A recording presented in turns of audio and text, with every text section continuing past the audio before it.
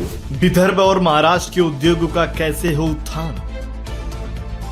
उत्पादकों उद्योजकों को किन सरकारी सहयोग की है अपेक्षा?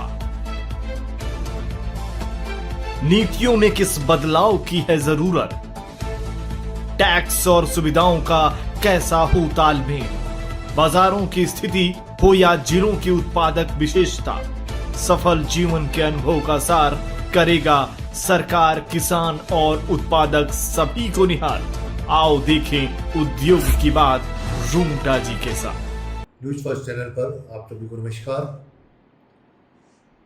अभी राम यात्रा निकलने वाली है और हमारे मुस्लिम भाइयों के रमज़ान चल रहे हैं। एक सौहार्दपूर्ण वातावरण हमारे पूरे विदर्भ में है। आज जिस तरह से उद्योग का विकास हो रहा है उसमें हमने कई बार कहा है कि माइनिंग के लिए अभी तक सरकार ने कोई विशेष कदम उठाया नहीं है। अभी ये भी जानकारी मिली है कि जो कई प्रोजेक्ट के निवेशक आ रहे थे अब फिलहाल ज़मीन देख के जाते हैं, आगे उनका कोई विचार नहीं हो पाता। बड़े प्रोजेक्ट जैसे पाइपलाइन में लगे हुए हैं, JSW है, रश्मि उद्योग है, लॉयड मेटल तो है ही, आर्चेक्टर मित्तल की कुछ कंडीशन है, टाटा स्टील की भी कुछ यहाँ पर कंडीशंस है। तो आज सबसे बड़ा प्रश्न यही हो जाता है कि आयरन ओर की अवेलेबिलिटी किस तरह से हमारी सरकार करेगी और किस तरह से लोग उसको ले सकेंगे, क्योंकि जब तक उनको ये सुनिश्चित नहीं हो जाता कि किस भाव में आयरन मिलेगा तब तक उसके बारे में कोई ठोस निर्णय होकर वहाँ पर प्लांट लगते नहीं हैं। आज JSW जैसे एक बड़ा प्लांट आ रहा है जो बहुत ही हमारे लिए सौभाग्य की बात है कि वर्चुअली का उससे विकास लॉयड के बाद व्यापक रूप में होगा। हम ये भी चाहते हैं कि जितने बड़े कारखाने आते हैं, जिस तरह के बाकी के राज्यों में वहाँ पर एक ये होता है कि एंसिलरी डेवलपमेंट और MSME के लिए सरकार एक प्रयत्न करती है, वह प्रयत्न भी होना जरूरी है। आज देश का विकास जो है सूक्ष्म लघु मध्यम श्रेणी के उद्योगों से होता है। आज हमारे विदर्भ में एंसिलरी का स्थान बहुत कम है। भंडारा में अशोक लेलैंड ने कुछ एंसिलरी डेवलप की थी लेकिन वे टिक नहीं पाए। आज ज़रूरी है कि जिस तरह से अगर नागपुर में महिंद्रा अपना प्लांट ला रही है, यहाँ पर लॉयड मेटल और बाकी इंडस्ट्रीज प्लांट ला रही है, उनके साथ एक ऐसा समीकरण हो जाना चाहिए कि वहाँ पर हमारे डायरेक्टर ऑफ इंडस्ट्रीज कम से कम उन उद्योगों को 100 उद्योग एंसिलरी लगाने के लिए प्रयत्नशील करने में पूरा सहायक बनना चाहिए तो सरकार ने उसको कुछ अगर इंसेंटिव स्पेशल देना चाहे तो उसके लिए प्रमोशन के तौर पर दे सकती है। वहीं पर हमने देखा कि जो नई पॉलिसी 31 दिसंबर को सरकार द्वारा उद्योगों को आकर्षित करने के लिए दी गई है, उसमें विशेषतः चंद्रपुर को दूर रखा गया है। जो पहले इंसेंटिव दिए जाते थे अभी MSME चंद्रपुर में नाम मात्र के हैं। वहाँ पर सिर्फ देखा जाए तो कोई एंसिलरी ज़्यादा स्थान नहीं पाए, सिर्फ फ्लाई से आधारित ब्रिक्स उद्योग है। तो ये कोई डेवलपमेंट नहीं है। यहाँ पर इतने बड़े उद्योग आ रहे हैं, डिफेंस के उद्योग है, सीमेंट उद्योग है, बाकी के उद्योग है, तो उनके लिए ज़रूरी हो जाता है कि सहायक उद्योग होना बहुत ज़रूरी है, क्योंकि यहाँ का युवक बाहर जगह नहीं जाएगा, यहाँ की इंडस्ट्री यहीं डेवलप होगी। इसके लिए विशेष तौर पर एंसिलरी डेवलपमेंट फंड भी देना चाहिए, बैंकों के साथ उदारता से उनको फाइनेंस भी अवेलेबल देना चाहिए और साथ साथ वहाँ के जो बड़े उद्योग हैं उनके साथ ऐसी तालमेल होनी चाहिए कि वे प्राथमिकता के तौर पर यहाँ पर स्थानीय उद्योगों को लगाने में पूरे सक्षम हो सके। हमने दूसरा ये भी कहा था कि स्टील उद्योग के लिए कोऑपरेटिव सेक्टर में लाना चाहिए, जिससे कि उस क्षेत्र का यहाँ के लोगों के साथ विकास होगा और यहाँ के विदर्भ के लोग उसमें आएंगे। तो इससे क्या होगा कि स्टील इंडस्ट्रीज और बाकी के सेक्टर में यहाँ के स्थानीय लोगों को स्थान मिलेगा, वो भी एक इंडस्ट्रीज बन के अपना स्थान पाएंगे। जिससे पश्चिम महाराष्ट्र में शुगर और उसी तरह से डेयरी में और उसी टेक्सटाइल में कोऑपरेटिव सेक्टर में काफ़ी कारखाने हैं और वहाँ के जितने भी राजनीतिक के लोग हैं उसके मैनेजमेंट में वे विशेष रूप से चेयरमैन और पदों पर सुशोभित हैं। उस तरह का हमारा ये विकास यहाँ पर भी लाया जा सकता है। हमारी बहुत वर्षों की तमन्ना कोल गैसिफिकेशन प्रोजेक्ट की रही है। इसके लिए 2000 साल से मैं स्वयं इस प्रोजेक्ट के पीछे, हंसराज जी जब मिनिस्टर थे तब उसमें प्रयास कर रहा था। कहा जाए तो तेलंगाना के लोग और कुछ फॉरेन कंपनी साथ में मिलकर कोल गैसिफिकेशन प्रोजेक्ट ला रही थी, लेकिन वो आ नहीं पाई, को ज़मीन भी आवंटित की गई। अब यह प्रोजेक्ट 14 मार्च को भद्रावती के MIDC में उद्घाटन होने जा रहा है। गेटा एनर्जी के श्री अनूप गोयल जी से जब बात हुई तो उन्होंने कहा है कि हम कई महीनों से प्रतीक्षा कर रहे थे कि इसका भूमि पूजन हो, और सीएम साहब ने इसके लिए स्वीकृति दे दी है। कोयला मंत्री किशन रेड्डी जी इस विशेष रूप पर आ रहे हैं, और एक बहुत बड़ा चंद्रपुर के लिए सौभाग्य होगा कि निजी क्षेत्र में पहला प्रोजेक्ट चंद्रपुर की धरती पर शुरू होने जा रहा है। हम मानते हैं कि जिंदल स्टील ने काम किया है, लेकिन ये व्यापक रूप में कोल का प्रोजेक्ट ग्रीन स्टील बनाने में श्री अनूप जी गोयल कर रहे हैं। उसके लिए उनके लंदन और फ्रैंकफर्ट से लोग भी आ रहे हैं, और काफ़ी लोगों को उन्होंने आमंत्रित किया है, और यह एक बहुत अच्छा कदम, सराहनीय कदम होगा, और रोजगार के लिए चंद्रपुर में बहुत बड़ा उपक्रम होगा। उसी तरह से न्यू इरा क्लिंटेक के बड़ा साहब दराड़े जी ने भी जानकारी दी कि 14 मार्च को ही वहाँ पर मुख्यमंत्री देवेंद्र फडणवीस के हाथों से भूमि पूजन होगा, और उस पूजन के साथ साथ वो प्रोजेक्ट भी अभी गति पकड़ना शुरू कर देगा। इस प्रोजेक्ट में करीब 2016 से हमने काफ़ी इस प्रोजेक्ट के पीछे लगे थे कि कोल गैसिफिकेशन द्वारा यूरिया निर्मित हो, वहाँ पर अमोनियम नाइट्रेट के द्वारा वहाँ पर बारूद भी बन सके, बाकी गैसेज भी बन सके, जो आज देश के लिए बहुत ज़रूरी है।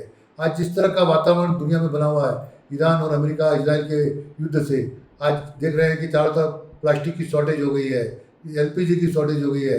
आने वाले दिन में क्या क्या हमें कमियां दिखेगी, क्या क्या शॉर्टेज झेलने पड़ेंगे, और किस तरह से हमारी अर्थव्यवस्था पे इसका नेगेटिव इम्पैक्ट आएगा, उसके लिए ज़रूरी है कि ऐसे प्रोजेक्ट जो देश को आत्मनिर्भर बना सकते हैं।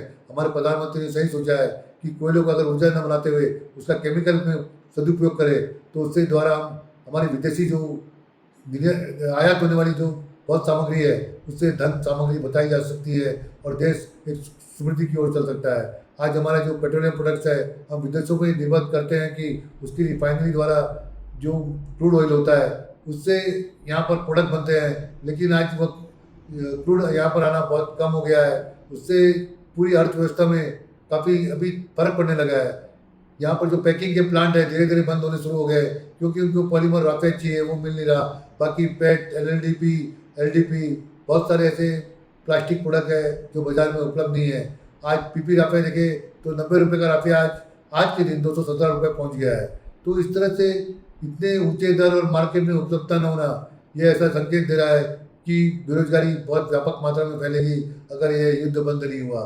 इसलिए ज़रूरी है कि ये युद्ध बंद होना जरूरी है, और गवर्नमेंट ने एस्पा कानून का भी यहाँ पर ये लगा दिया है कि जो भी इसेंशियल कमोडिटी, एस्पा कानून के अंतर्गत जो इसेंशियल कमोडिटी के अंतर्गत वहाँ पर जितनी भी रिफाइनरी है, अब उनको रिटर्न उसके द्वारा सिर्फ एलपीजी निर्मित करनी है, और बाकी पेट्रोकेमिकल प्रोडक्ट बनानी नहीं है। ये पेट्रोकेमिकल प्रोडक्ट नहीं बनाते हैं तो देश की अर्थव्यवस्था पे बहुत ही नुकसानदायक परिणाम होंगे, क्योंकि पैकिंग कहाँ से करेंगे? सीमेंट, शुगर इंडस्ट्री, ये सब पैकिंग कहाँ से करेंगे? बाकी जो भी पैकिंग बहुत सारी होती है वो नहीं कर पाएंगे। बहुत सारे चैनल ने इस बारे में न्यूज़ देनी शुरू कर दी है, और देश की अर्थव्यवस्था में बेरोजगारी के बहुत अच्छे चांसेस दिख रहे हैं कि लोग बेरोजगारी की ओर उन्मुख हो गए, क्योंकि अगर ये उद्योग में अगर रॉ मटेरियल नहीं बनेगा तो ये उद्योग किस तरह से सस्टेन कर पाएंगे, किस तरह से मजबूती की ओर बढ़ पाएंगे।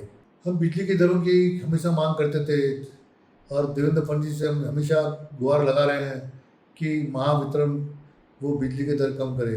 अभी लोकमत के प्रकाशन में ये जानकारी मिली है कि महावितरण को इस साल की जो रैंकिंग है वो 42वें स्थान सबसे नीचे स्तर पर मिली है, और 1.5% सिर्फ अंक मिले हैं। इसका मतलब महावितरण में जिस तरह से धांधली हुई थी, जिस तरह का कारोबार हो रहा था, और जिस तरह से बिजली की चोरियाँ हो रही थी, उसका सीधा इफेक्ट आज हमारे इंडस्ट्रीज, लघु सूक्ष्म उद्योग को हो रहा था। और यहाँ पे विदर्भ में जो स्टील बेस्ड इंडस्ट्री जो इस सेक्टर में आना चाहती थी वो नहीं लग सकी, और जो लगी तो उनके हाल बहुत बुरे हो गए। तो इसलिए ज़रूरी है कि महावितरण का कामकाज सुधारना चाहिए, और उनकी बिजली की दरें कम करनी चाहिए। इस नीचे की बिजली की दरों में सबसे ज़्यादा इफेक्टेड है स्टील उद्योग, फाउंड्री उद्योग, टेक्सटाइल उद्योग, बाकी के इंजीनियरिंग उद्योग। इस तरह से ऊंची दर पे 8 रुपये से लेकर 13 रुपये तक अगर प्रति यूनिट लघु उद्योग मध्यम श्रेणी के उद्योग देंगे तो उद्योग टिक नहीं पाएंगे, क्योंकि बाहर के जो दूसरे राज्य हैं वो सस्ती दर पे बिजली उपलब्ध करा रहे हैं, और वो क्वालिटी का पावर मिल रहा है जो हमारे महाराष्ट्र में नहीं है।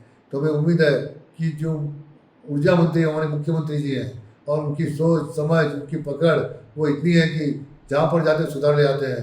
और हमें उम्मीद है कि ऊर्जा विभाग में सुधार लेकर वो बिजली की दरें शीघ्र से शीघ्र कम करेंगे, जिससे कि यहाँ कारखाने टिकेंगे, और कारखाने टिके तो एक अच्छा वातावरण बनेगा, और उसी वातावरण से ये उद्योग आगे बढ़ेंगे।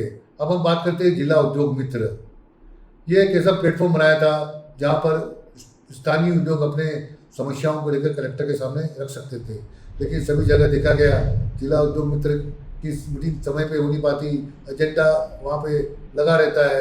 और ये जब मीटिंग ऐसे समय पे होती है, कभी कभी तो कलेक्टर साहब इतने व्यस्त रहते हैं कि वो मीटिंग ले नहीं पाते। और आज उद्योगों को बढ़ाने जिस तरह से हमारे मुख्यमंत्री बाकी मंत्री प्रयास कर रहे हैं, उस तरह का प्रयास हमारे जिला स्तर पर भी होना चाहिए। क्योंकि अगर मीटिंग समय पे नहीं हो पाती, हम मानते हैं कि जिलाधिकारी काफ़ी व्यस्त है, लेकिन उद्योग एक ऐसा सब्जेक्ट है जिसके अंदर रोजगार मिलता है, जिसके अंदर रेवेन्यू मिलती है, जिसके अंदर सभी तरह की चीज़ें होती हैं, तब उसको प्रधानता देना आज जिलाधिकारी और बाकी अधिकारी बहुत जरूरी है। हम विशेष अनुरोध सरकार से करना चाहेंगे कि जिला उद्योग मित्र हर महीने कम से कम कलेक्टर की अध्यक्षता में होनी चाहिए और कलेक्टर ने इसके लिए समय देना चाहिए। जब मैत्री में हमारे कमिश्नर साहब उसको बराबर समय पर लेते हैं, लेकिन जिला उद्योग मित्र समय पर नहीं हुआ, हमारे इश्यू ऐसे अटकते रहे, उसमें निदान नहीं हुआ, तो उद्योग में जो विदर्भ पिछड़ा हुआ है वो कभी आगे नहीं आ पाएगा। इन सभी मुद्दों को लेकर हम आपके पास पहुंचे हैं और हमारा विशेष अनुरोध है कि सरकार ने और प्रशासन ने दोनों ने मिलकर उद्योगों को विदर्भ में प्राथमिकता देनी चाहिए और उसी प्राथमिकता से उद्योग यहाँ पर आगे बढ़ सकते हैं, आगे आ सकते हैं और मजबूती से हम विदर्भ को पूरे महाराष्ट्र में नहीं पूरे देश में आगे ले जा सकते हैं। नमस्कार। अगर आप ये वीडियो YouTube पर देख रहे हैं तो हमारे चैनल को सब्सक्राइब कर बेल आइकन दबाएं।